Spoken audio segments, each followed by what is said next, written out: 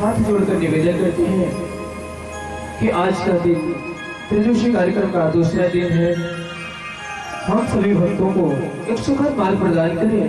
सदैव हम सभी भक्त इसी तरीके से यहाँ पर जुटकर इकट्ठा होकर भारी परिवार के साथ इस आश्रम की शोभा बढ़ाते रहे, ऐसा हम सभी को आशीर्वाद दे। बोलिए माता भगवती माँ काली की, बोलिए श्री सतगुरुदेव जी भगवान की।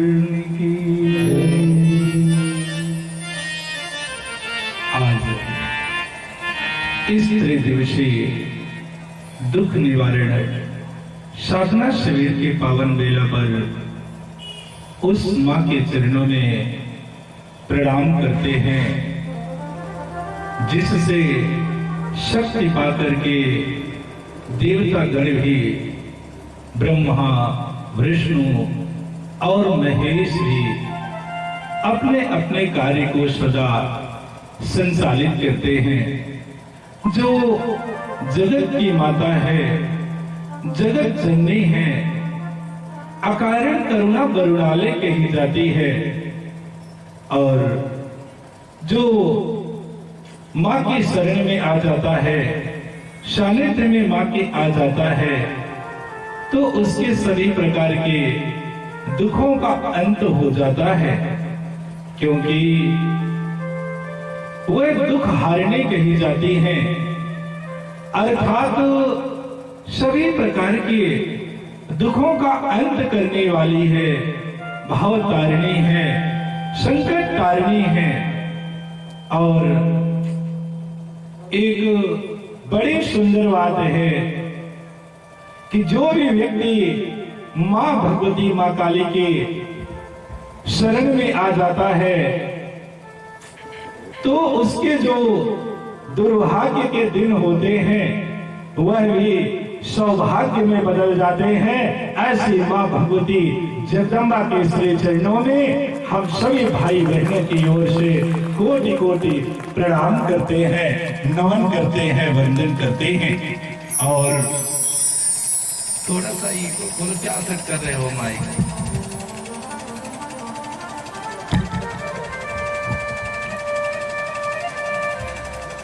और उनके दर्शनों के लिए आए हुए समस्त सूक्ष्म शक्तियों को भी मैं नमन करता हूं, वंदन करता हूं, प्रणाम करता हूं और उन समस्त सूक्ष्म शक्तियों से निवेदन करता हूं कि वह अपना यथा उचित स्थान ग्रहण करें।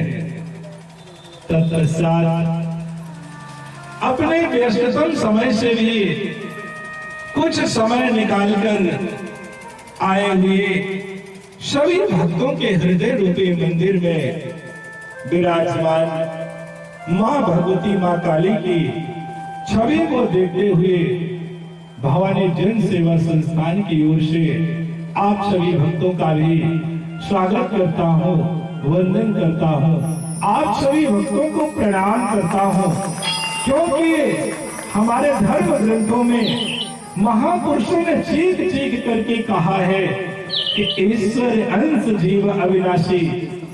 यह जो आत्मा है तो वह परमात्मा का ही अंश हम सभी के अंदर बैठा हुआ है। अतः आप सभी को बारंबार प्रणाम करते हुए इस मकर संक्रांति की बहुत बहुत शुभकामनाएं, दुआएं, आशीर्वाद और मां भगवती मां काली से यही निवेदन करता हूं कि आप सभी भक्तों के जीवन में सदैव सुख शांति सौभाग्य बना रहे। धर्म प्रेमी बंधु, इस त्रिदिवसीय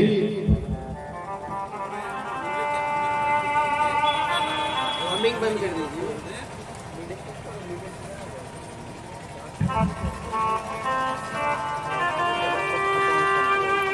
इस त्रिदिवसीय दुख निवारण साधना शिविर के पावन बेला पर कल हम लोगों ने अपने दुखों के निवारण के लिए मां भगवती मां काली का चालीसा पाठ किया, उनकी आरती की। लेकिन आज हम लोग एक बड़े सुंदर विषय पर चर्चा करेंगे, क्योंकि इस संसार में हर व्यक्ति दुखी रहता है। कोई तन से दुखी रहता है तो कोई मानसिक टेंशन के कारण दुखी रहता है, तो कोई गरीबी के कारण भी दुखी रहता है। इसलिए हम लोग आज चर्चा करेंगे कि मनुष्य जीवन में दुखी कैसे हो जाता है, सुखी कैसे हो सकता है। इसी विषय पर हम लोग चर्चा करेंगे, क्योंकि आज इस संसार में मनुष्य इन्हीं दोनों बातों के चक्कर में पड़ करके, अर्थात सुख और दुख के चक्कर में पड़ करके मनुष्य इस अनमोल जीवन को, जो ये मनुष्य का जीवन मिला है, तो ये जीवन बड़ा अनमोल है। यह देवताओं को भी दुर्लभ कहा गया है।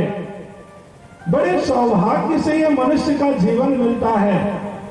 इसीलिए तो हमारे महापुरुषों ने भी धर्म ग्रंथों में कहा है, रामचरितमानस में भी गोस्वामी तुलसीदास जी ने कहा है कि बड़े भाग्य मनुष्य तने पावा, सुर दुर्लभ सत्य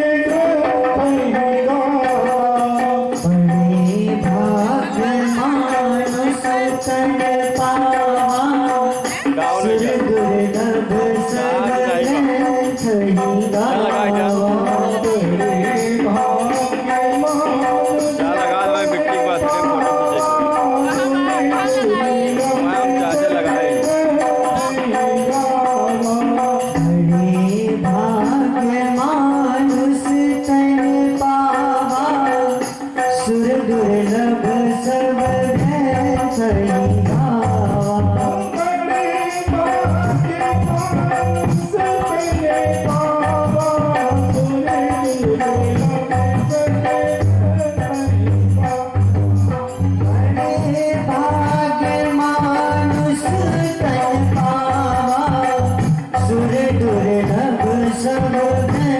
छही गावा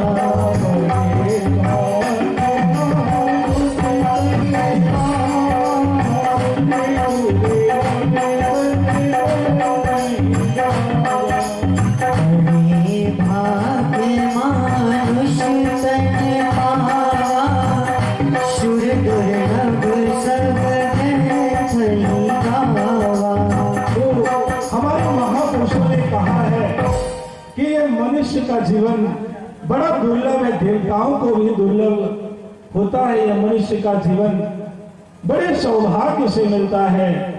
ऐसे जीवन को पाकर के मनुष्य सुख और दुख के चक्कर में पड़ करके व्यर्थ में ही व्यतीत कर देता है। वो सुख की चाहत में दर दर भटकता है। कभी मंदिरों में जाता है तो कभी तीर्थों में जाता है, कभी तांत्रिकों के पास ले जाता है तो कभी संतों के पास ले जाता है, फिर भी उसका जीवन सुखी नहीं होता। क्यों? क्योंकि हम लोगों ने अपने मन को अपने वश में नहीं किया है, इसलिए जीवन सुखी नहीं होता। आप लोग स्वतः विचार करें, क्योंकि ये घटना सबके साथ घटी होगी, चाहे छोटे हो, बड़े हो, बच्चे हो या बूढ़े माता पिता हो। निश्चित ही यह घटना सबके साथ घटी होगी। जब हम लोगों का बचपना रहा होगा, हम लोग छोटे छोटे रहे होंगे, तो हम लोगों के माता पिता हमेशा प्रेरित करते रहते थे कि बेटा पढ़ लो, खूब पढ़ाई लिखाई कर लो, जिससे नौकरी मिल जाए, और नौकरी मिल जाएगी तो तुम्हारा जीवन सुखी हो जाएगा। हम सब लोगों ने निरंतर मेहनत करते रहे, दिन रात पढ़ते रहे, नौकरी भी लग गई, परंतु क्या जीवन सुखी हुआ? नहीं हुआ। क्यों नहीं सुखी हुआ? क्योंकि मन जो है तो एक दूसरे जिज्ञासा को प्रकट कर दिया। कौन सी जिज्ञासा है दूसरी जो यह मन प्रकट कर दिया? नौकरी के बाद क्या होना चाहिए? नौकरी लगने के बाद क्या होना चाहिए? अरे नौकरी लगने के बाद शादी होनी चाहिए, विवाह होना चाहिए। अब व्यक्ति विचार करने लगा कि अब शादी हो जाए, विवाह हो जाए, सुंदर पत्नी मिल जाए, अच्छा पति मिल जाए तो हम सबका जीवन सुखी हो जाएगा। विवाह भी हो गया, सुंदर पत्नी भी मिल गई, अच्छा पति भी मिल गया, फिर क्या जीवन सुखी हुआ? नहीं हुआ। क्यों? क्योंकि अब तीसरी जिज्ञासा प्रकट हो गई, ये मन आगे चला गया। तो शादी विवाह के बाद क्या होना चाहिए? शादी विवाह के बाद बच्चे होना चाहिए। मेरे भाई बहन, मनुष्य बेचारा सुखों की तलाश में कई वर्षों से इंतजार कर रहा है। अब वह बच्चे होने पर सुखी होना चाहता है। सब कुछ अच्छा होता गया, सब कुछ अच्छा होता गया, बच्चे भी हो गए, फिर क्या जीवन सुखी हो गया? नहीं हुआ। क्यों? क्योंकि किसी के यहाँ लड़की ही लड़की का जन्म हो गया तो वो अब लड़के का टेंशन लेकर के चलने लगा कि अब एक लड़का हो जाए तो हमारा जीवन सुखी हो जाए। और किसी के यहाँ लड़की ही लड़की हो गई तो लड़के का टेंशन लेकर चल रहा है। किसी के यहाँ लड़के ही लड़के हो गए तो लड़की का टेंशन लेकर के चल रहा है कि अब एक लड़की हो जाए तो हमारा जीवन सुखी हो जाएगा। और जिसके यहाँ शादी के 4 साल 5 साल बाद कुछ नहीं हुआ, तब तो भारी दिक्कत हो जाती है, बहुत दुखी हो जाता है जीवन। तब न जाने आदमी क्या क्या बोलने लगते हैं। और जिसके दोनों हो गए, लड़के और लड़की दोनों हो गए, तो क्या उन सबका जीवन सुखी हो गया? नहीं हुआ। क्यों? क्योंकि ये मन फिर आगे भाग गया, फिर आगे ये मन निकल गया। फिर क्या कहता है मनुष्य? मनुष्य कहता है कि अब लड़के लड़कियों की शादी विवाह कर दें तो फुर्सत हो जाएंगे, तब ये जीवन सुखी हो जाएगा। शादी विवाह भी कर दिया, नाती पोते भी हो गए, नाती पोते भी हो गए, फिर जीवन सुखी हुआ क्या? नहीं हुआ। शादी विवाह, नाती पोते हो गए। अच्छा, एक संत जी थे, वो निरंतर चलते रहते थे, निरंतर चलते रहते थे। जहां पर एक रात्रि वह रुक जाते थे, ठहर जाते थे, विश्राम कर लेते थे, वहां पर दूसरी रात्रि वह नहीं रुकते थे। इसीलिए तो कहा गया था कि चलता जोगी और बहता पानी, निरंतर चलते ही रहते थे। तो एक घर में गए, बैठे थे, सत्संग चल रहा था, भगवत चर्चाएं चल रही थी। तभी लड़के का लड़का आकर के उस व्यक्ति से कहता है, अर्थात उस व्यक्ति का नाती आकर कहता है कि बाबा कुछ खिलाओ ना। तो वह संत भी बैठे थे। संत उस शब्दों से उस व्यक्ति को समझाना चाहते थे, और संत जी उस व्यक्ति से कहते हैं कि भाई अब आपको बाबा बन जाना चाहिए, क्योंकि आपके घर के लड़के भी अब आपको बाबा कहने लगे हैं। अर्थात जब मनुष्य की चौथी अवस्था आ जाए तो वो भगवत भजन करने के लिए चले जाना चाहिए।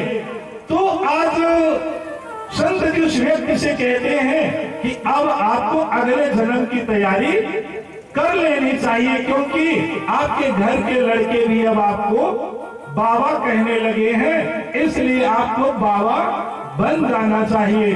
लेकिन जानते हैं मेरे भाई बहन, वह भी व्यक्ति बड़ा बुद्धिमान था, बड़ा होशियार था। कभी वह कुछ देर बाद अपने लड़की के लड़के को आवाज देता है कि कमल इधर आ जाओ। कमल आता है तो क्या बोलता है? ना ना, क्या है? तब उस व्यक्ति ने संत जी से कहता है कि संत जी, महाराज जी, आपने कहा कि हमारे घर के बच्चे कहने लगे कि बाबा बन जाओ, लेकिन यह भी हमारे घर का ही बच्चा है, यह कहता है कि ना ना, अभी बाबा मत बनो, ना ना। तो इस तरह से दुनिया में लोग होते हैं। तो कहने का तात्पर्य है कि मनुष्य अपने बच्चे बच्चियों का शादी विवाह कर दिया, नाती पोते भी हो गए, फिर क्या जीवन सुखी हो गया? नहीं हुआ। क्यों? अरे क्योंकि अब तो बुढ़ापा ने घेर लिया है, बुढ़ापा आकर के जकड़ लिया है। अब हाथ पैर में काम करने की शक्ति नहीं रह गई है। और जब व्यक्ति के हाथ पैर में काम करने की शक्ति नहीं रह जाती, तब उसे क्या कोई पूछता है?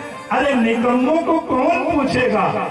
जिस तरह से आप सबके यहाँ गाय भैंस रहती होगी, जब तक दूध देती होगी तब तक क्या करते हैं लोग? बड़ा खिलाते पिलाते हैं, हरी हरी घास भूसा, न जाने क्या क्या खिलाते रहते हैं। परंतु जब वह दूध देना बंद कर देती है तो क्या उसे खिलाया जाता है? खाना हो तो खा ले और नहीं तो पड़ी ले। तो मेरे भाई बहन, उसी तरह से जब मनुष्य के अंदर काम करने की शक्ति कम हो जाती है, सामर्थ्य कमजोर हो जाती है, तो उसके घर के लोग भी उसे भोजन पानी के लिए नहीं पूछते। क्यों? क्यों नहीं पूछते? क्योंकि हम लोगों ने अपने बच्चों को संस्कार ही नहीं दिया है, केवल शिक्षा के लिए प्रेरित करते रह गए कि बेटा खूब पढ़ लिख लो, जिससे तुम्हारी नौकरी लग जाए, और जब नौकरी लग जाएगी तो तुम्हारा जीवन सफल हो जाएगा। कभी हम लोगों ने अपना अनुभव नहीं दिया, कभी हम लोगों ने अपने बच्चों को अपना अनुभव नहीं दिया कि बेटा बचपन में हम लोग भी यही कहते थे, यही विचार करते थे कि हम लोग खूब पढ़ लिख लें, जिससे नौकरी लग जाए और हम सबका जीवन सुखी हो जाए। परंतु नौकरी भी लग गई थी बेटा, परंतु जीवन सुखी नहीं हुआ, तो फिर तुम्हारा जीवन कैसे सुखी हो जाएगा? हमने कभी अनुभव नहीं किया, केवल शिक्षा पर ही जोर देते रहे। मेरा शिक्षा से विरोध नहीं, खूब अपने बच्चों को आप पढ़ाइए, परंतु शिक्षा के साथ साथ उन्हें संस्कार भी देते रहिए, ताकि वो भी जान सके कि हमारा जीवन कैसा होना चाहिए। हमें अपने बच्चों को अपना अनुभव बताना चाहिए। बच्चों के साथ हमें 10 मिनट 5 मिनट के लिए बैठना चाहिए और उन्हें अपने महापुरुषों के जीवन को बताना चाहिए कि हमारे महापुरुषों का जीवन कैसा रहता रहा, किस तरह से हमारे महापुरुषों ने अपने जीवन को जिया है, उनका देश के प्रति, समाज के प्रति क्या योगदान रहा, जिससे उनके अंदर भी अपने देश के प्रति, अपने समाज के प्रति और माता पिता के प्रति सेवा का भाव जागृत हो जाए। तभी हम लोगों का जीवन, हमारा देश, हमारा समाज सुखी हो सकता है। वैसे तो इस संसार में आना ही, वैसे तो इस संसार में आना ही दुखों का कारण है। क्यों दुखों का कारण है इस संसार में आना? क्योंकि इस संसार का दूसरा नाम दुखालय भी है, और जब व्यक्ति दुखालय में आया है तो उसे दुख तो मिलेगा ही। जिस तरह से आप लोग बाजार जाते हैं और वस्त्रालय में जाएंगे तो वहां क्या मिलेगा? वस्त्रालय में जाएंगे तो वहां क्या मिलेगा? वस्त्र मिलेगा। विद्यालय में जाएंगे तो विद्या मिलेगी, लेकिन मंदिरालय में जाएंगे तो उसी तरह से जब व्यक्ति दुखालय में आया है तो उसे दुख मिलेगा ही। अरे आप लोग तो स्वतः विचार कीजिए कि इस संसार में जितने भी महापुरुषों ने जन्म लिया है, वह चाहे राम हो, कृष्ण हो, गौतम बुद्ध, महावीर, कोई भी हो, जितने भी महापुरुषों ने इस धरती पर जन्म लिया है, सभी को दुखों को सहन करना पड़ा। आप राम के जीवन को देख लीजिए, कितना दुखी था राम का जीवन। मेरे भाई बहन, अगर विचार किया जाए तो जितना दुखी राम का जीवन था, उतना दुखी क्या हम लोगों का जीवन है? जितना दुखी राम का जीवन था, तो क्या उतना दुखी हम लोगों का जीवन है?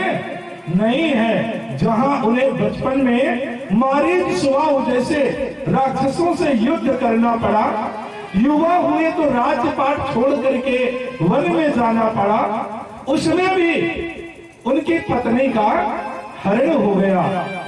फिर भी राम कभी हार नहीं माने, वह धर्म पथ से कभी विचलित नहीं हुए, निरंतर धर्म पथ पर चलते रहे, तो विजय उन्हीं की हुई। उसी तरह मेरे भाई बहन, हम लोग भी निरंतर धर्म पथ पर चलते रहें, मां की आराधना, साधना, उपासना करते रहें। समस्या चाहे जितनी बड़ी हो, यदि हम लोगों के अंदर धर्म पथ पर चलने की सामर्थ्य है, क्षमता है और अपने इष्ट पर, अपने गुरु पर विश्वास है, तो निश्चित ही जीत हम लोगों की ही होगी।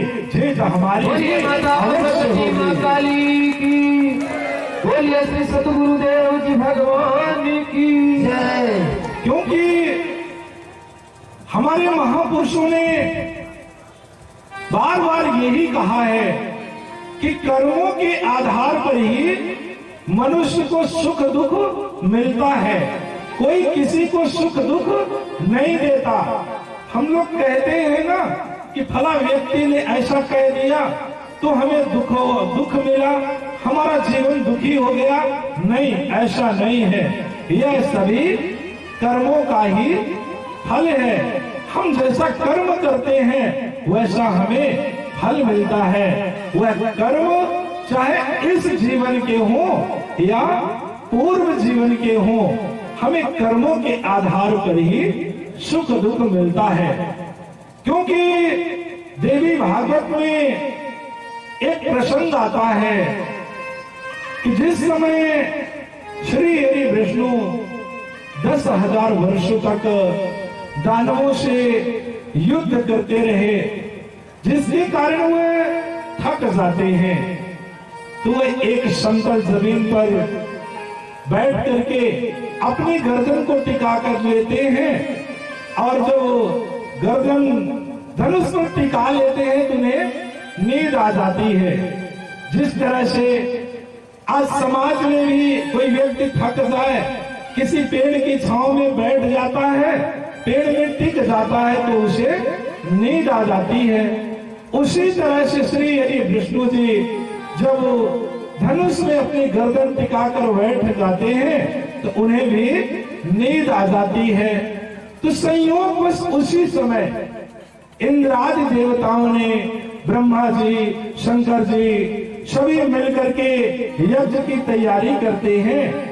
तो सबसे पहले कहते हैं कि चलो श्री हरि विष्णु का दर्शन कर ले, जिससे हम लोगों का यज्ञ सफल हो जाए। ऐसी कामना को लेकर के आज इंद्रादि देवता, ब्रह्मा जी, शंकर जी वैकुंठ जाते हैं, श्री हरि विष्णु के धाम जाते हैं। तो वहां देखते हैं कि श्री हरि नहीं थे। तब सभी चिंतित हो जाते हैं कि अब हम लोग कहां खोजें, कहां जाएं, कहां मिलेंगे नारायण। ऐसा सभी विचार कर रहे थे कि तभी ब्रह्मा जी ध्यान के द्वारा देखते हैं तो भगवान श्री हरि विष्णु एक समतल जमीन में बैठकर अपनी गर्दन टिकाए हुए हैं। तो सभी देवगण मिलकर के उस जगह पर जाते हैं जहां श्री हरि विष्णु जी जमीन पर बैठ करके गर्दन टिकाए हुए शयन कर रहे थे। सभी आवाज देते हैं, परंतु श्री हरि विष्णु जी तो शयन कर रहे थे, उन्हें नींद आ गई थी, जिसके कारण वे किसी की आवाज नहीं सुन रहे थे। सभी विचार करते हैं कि अब क्या करें, क्या करना चाहिए। यज्ञ भी करना जरूरी है, परंतु श्री हरि विष्णु की निद्रा खुल ही नहीं रही है। तभी ब्रह्मा जी देवताओं से कहते हैं कि तुम लोग चिंता मत करो, हम कोई उपाय करते हैं।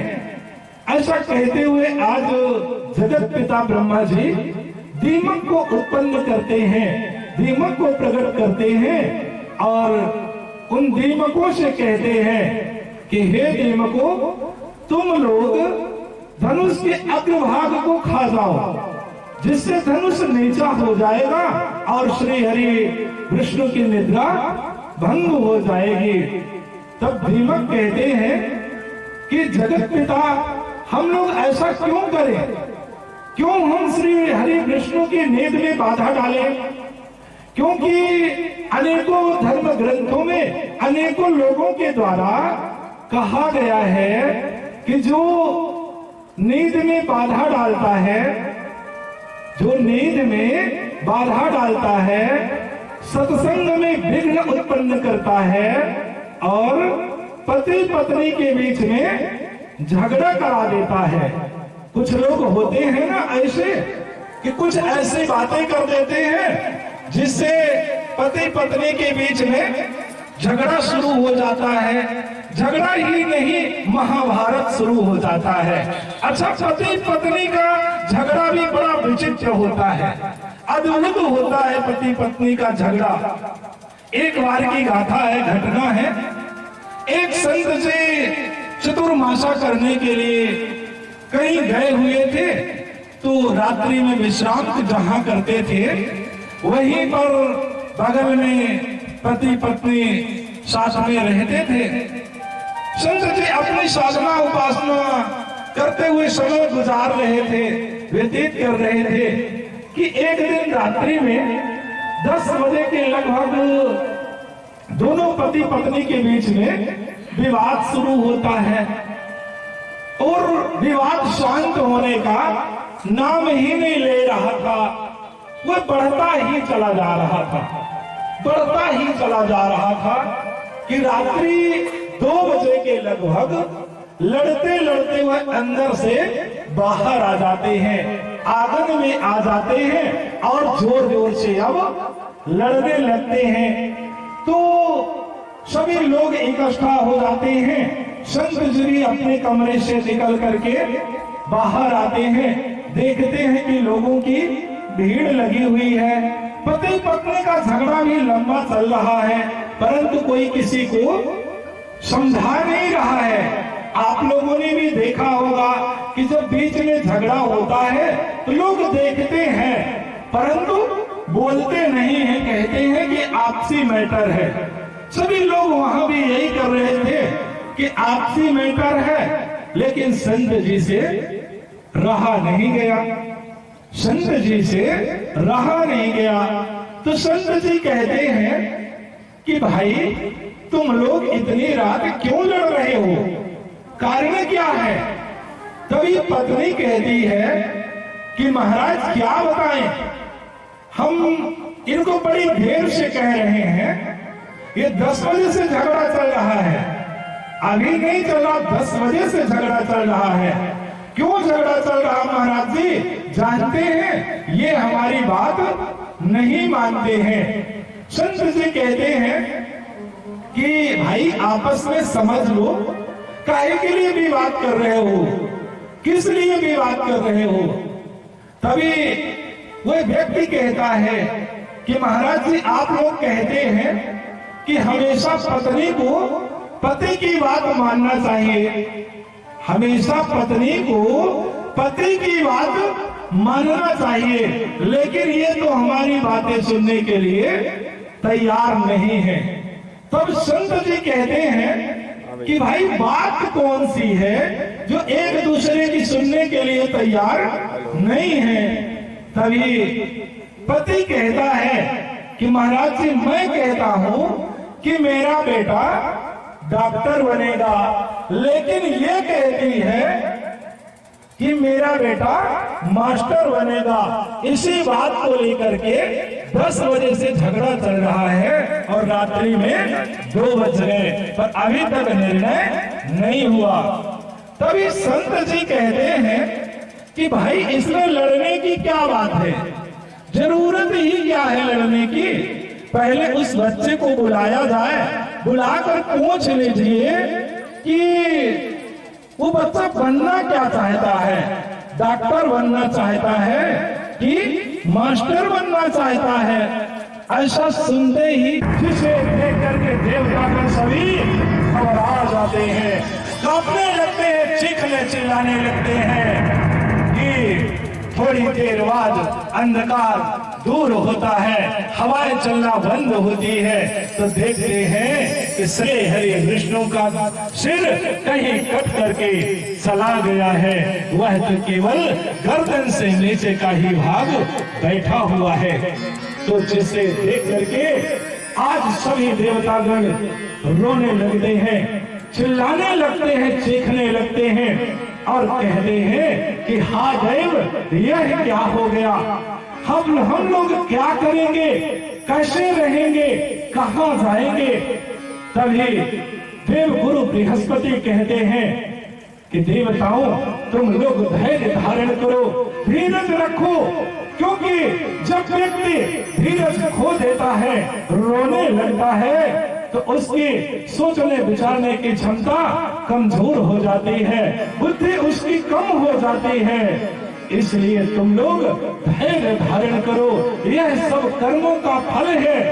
तभी देवराज इंद्र कहते हैं कि हे गुरुदेव यह क्या हो गया, हम लोग क्या करें, ये कौन से कर्मों की गति है कि हम लोगों के देखते देखते ही आज श्री हरि विष्णु का मस्तक कटकर कहीं चला गया है।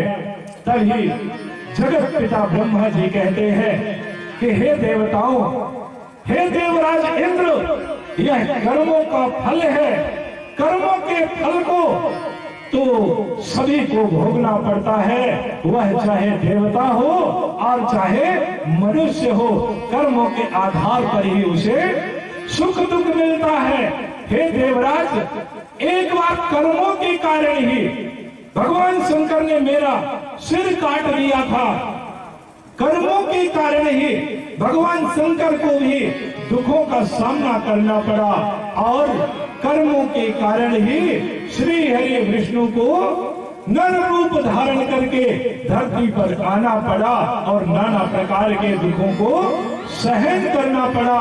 यह तो कर्मों का फल ही होता है। मेरे भाई बहन, कर्मों के आधार पर ही मनुष्य को सुख मिलता है, दुख मिलता है। वह कर्म चाहे इस जन्म के हो अथवा पूर्व जन्म के हो, इसलिए आप लोग निरंतर साधना, उपासना और आराधना करते रहें। समस्याएं चाहे जितनी बड़ी हो, क्योंकि समस्याएं जितनी बड़ी होंगी उतना ही तीव्रता के साथ हम लोगों को साधना, उपासना करना चाहिए।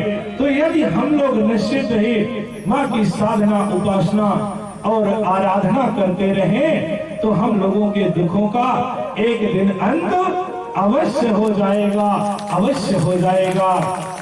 क्योंकि एक घटना आती है देवी भागवत में, जिस समय नैमिषारण्य में 88,000 ऋषिगण श्री सूत जी के समक्ष बैठे हुए थे, तो वह अपने गुरुदेव के चरणों में प्रणाम करते हैं और कहते हैं कि गुरुदेव, आपने हमें नाना प्रकार की कथाओं को श्रवण कराया, तीर्थों के महत्व को बताया, भगवान विष्णु के चरित्र को श्रवण कराया, भगवान शिव के चरित्र को भी आपने श्रवण कराया। लेकिन गुरुदेव, अब हम लोग उस कथा को सुनना चाहते हैं जिस कथा को सुनने मात्र से मनुष्य के सभी प्रकार के दुखों का अंत हो जाता है।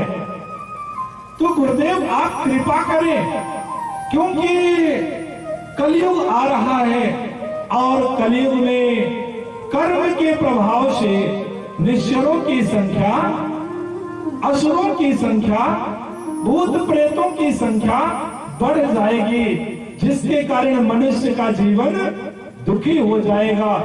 तो गुरुदेव आप ऐसी कथा सुनाने की कृपा करें जिससे कलयुग में भी लोग अपने जीवन को सुखी बना सके। ऐसा सुन करके तो सूत जी कहते हैं कि हे ऋषियों, इस संपूर्ण जगत में जिससे शक्ति पाकर के ब्रह्मा, विष्णु, महेश भी अपने अपने कार्य को संचालित करते हैं, उसी माँ भगवती जगदम्बा की हम सभी को आराधना करनी चाहिए। वैसे तो माँ की आराधना दिन प्रतिदिन करना चाहिए, परंतु जब कोई विशेष संकट आ जाए तो आज सूत जी कहते हैं कि उपसर्ग भयं घोरं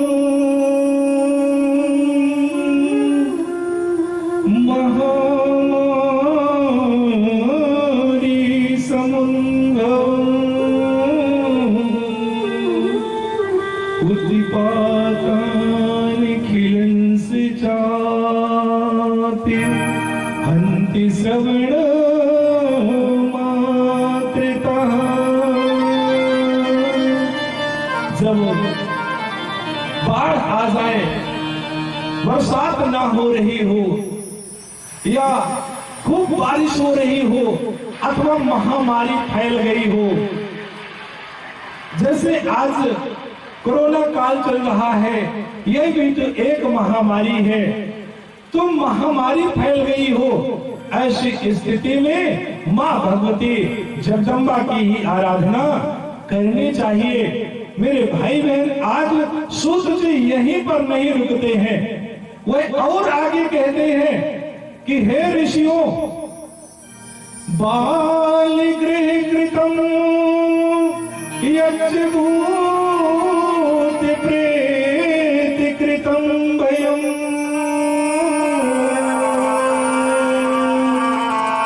बालगृह कृतम यज्ञभूत प्रेत कृतम भयम, देवी भागवतस्यासु श्रविरा दयाति दूरतः।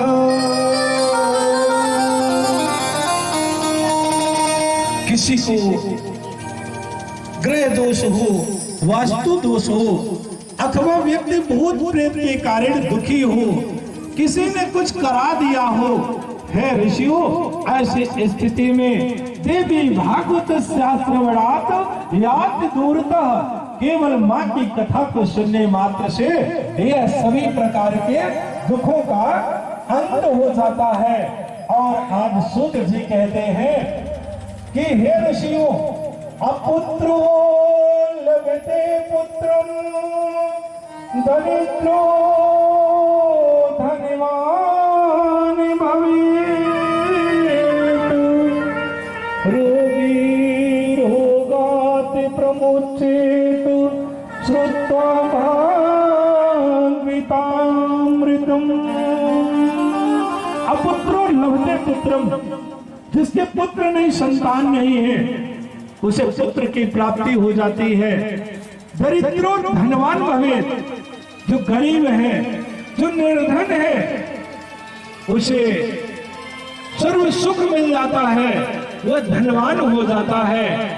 जो रोगी है, यदि वह भी कथा को श्रवण करता है, कथा रूपी अमृत का पान कर लेता है, वह भी रोग मुक्त हो जाता है।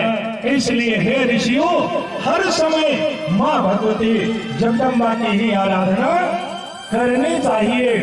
आज श्री सूत जी मां भगवती जगदम्बा की आराधना करने के लिए उन सभी ऋषियों से कहते हैं कि तुम लोग माँ की आराधना करो, और आगे जाकर सभी को कहना कि वह माँ की आराधना करें। तो आइए हम लोग भी माँ की आराधना इस भजन के साथ करते हैं। बोलिए माता भगवती माँ काली की जय, बोले श्री सतगुरुदेव जी भगवान की जय।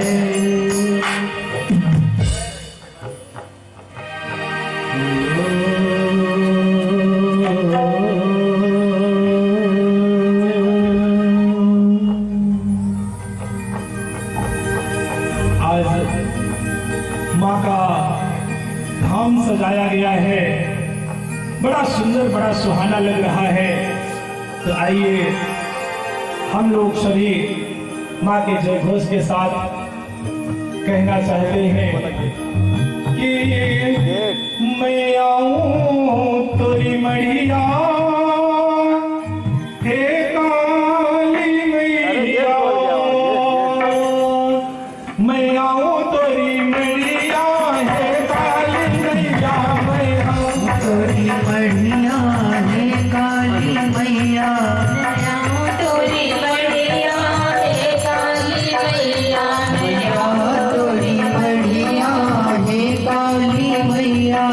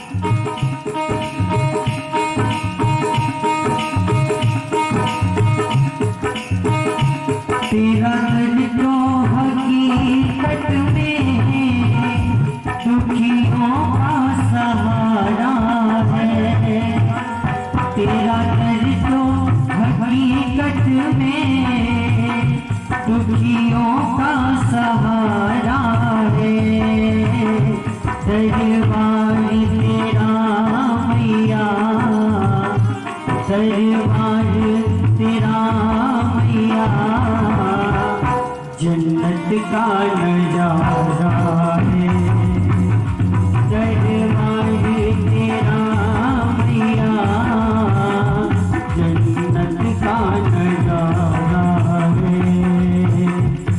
बिगड़ी हुई तकदीरें माँ पल में बनाती हो, बिगड़ी हुई तकदीरें माँ पल में बनाती हो। अब याद करो मैया, अब याद करो मैया, अब सबकी पुकारा है, अब याद करो मैया, अब सबकी पुकारा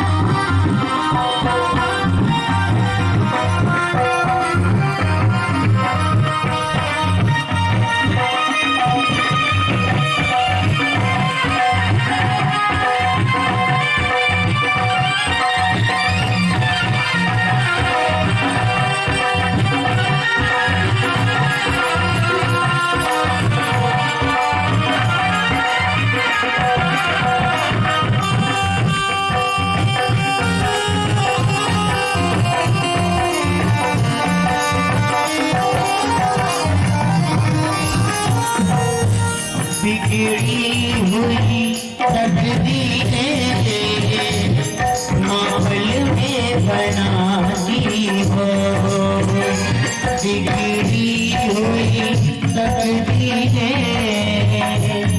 माहौल में बनाती हो। अब याद करो मैया, अब याद करो मैया, दरबार सजाया, दरबार तेरा मैया, जन्नत का नजारा है।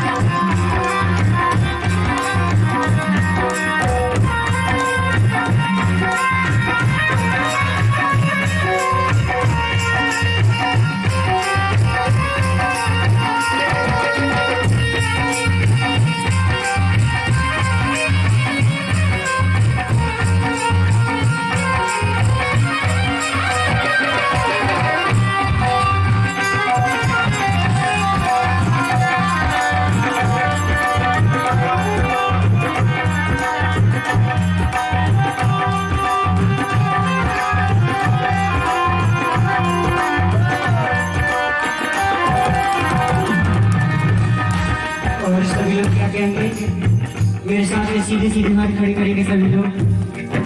बोले काली मैया की, काली मैया की। और मेरे साथ में बोलेंगे सभी लोग, मैया घर तेरा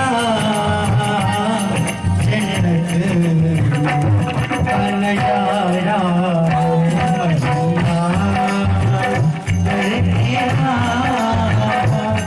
जन्नत का नजारा।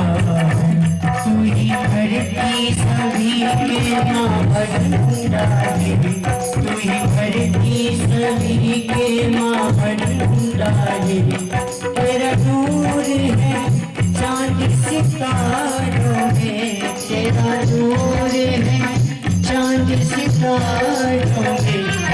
मैया दिल मेरा हो गया दिल बहारों, मैया दिल मेरा हो गया दिल बहारों, मैया दिल मेरा हो गया दिल बहारों, मैया दिल मेरा हो गया दिल बहारों।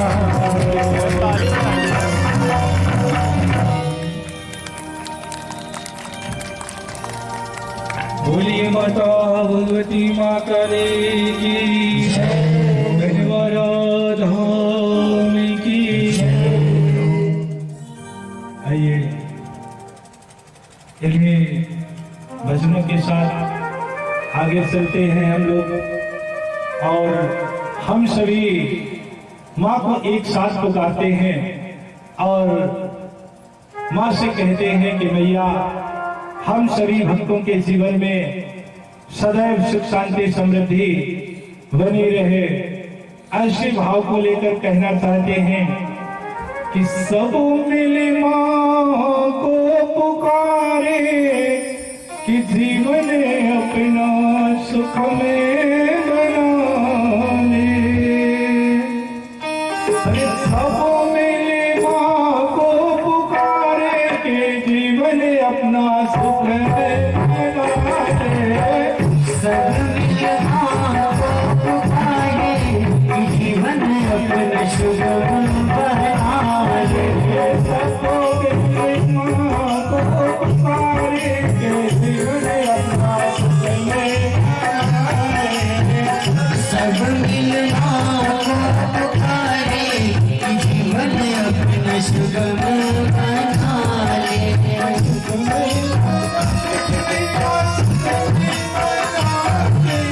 तुम्हें बना मैया, तुम्हें बना के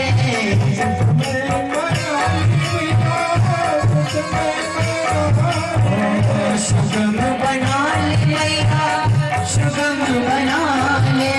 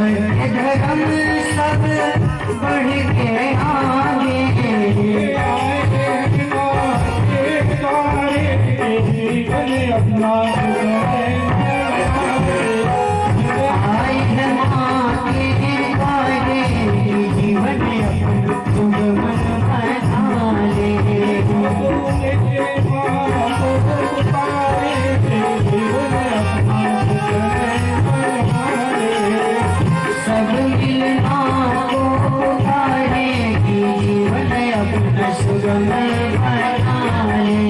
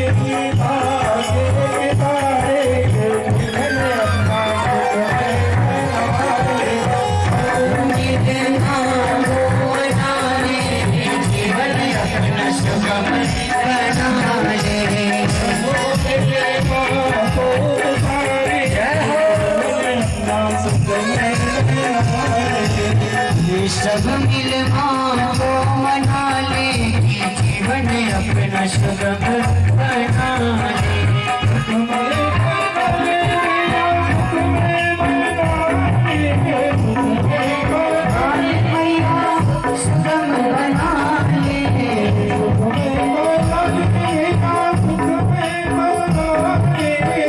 सुगम बना ले, सुगम बना ले, सुगम बना ले।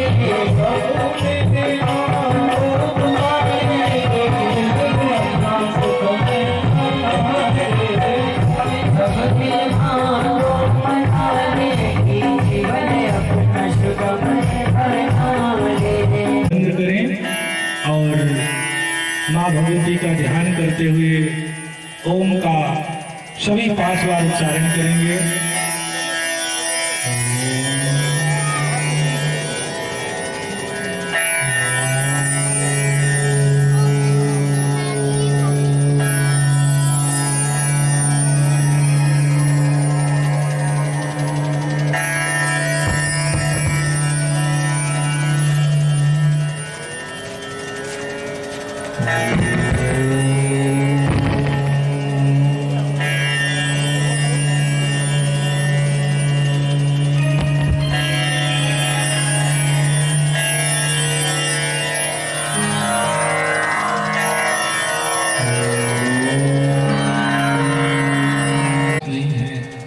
तो वह केवल ओम का ही उच्चारण करते रहेंगे।